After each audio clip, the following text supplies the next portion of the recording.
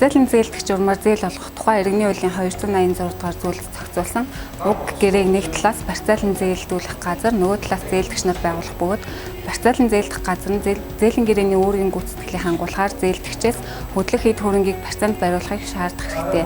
Зээлийн гэрээний хүүг талууд харилцан тохиролцож тогтооно. За зээлдэгч зээлсэн мөнгө болон түүний хүүг зээлийн гэрээний хугацаанд төлөөгүй тохиолдолд барьцааллын зээлдүүлэх газар нь барьцааны зүйлээр үүргийн гүйцэтгэлийг хангуулах тухай зээлдэгчид нэн даруй бичгээр мэдэгдэн. Ингэж мэдэгдснээс хойш 10 хоногийн дотор зээлдэгч үүргээ гүйцэтгээгүй тохиолдолд барьцааны зүйлийг комиссийн буюу дуудлага худалдаагаар худалдан борлуулж үнийн дүнгээс үүргийн гүйцэтгэлийг хангуулж үлдсэн мөнгийг зээлдэгчид буцаа олгоно. Барьцааллын зээлдэх газар нь зээлийн гэрээний хугацаанд барьцааны зүйлийн бүрэн бүтэн байдлыг хариуцах үүрэгтэй, харин өмчлөх буюу бусад хэлбэрээр захиран зарцуулах хэрэггүй.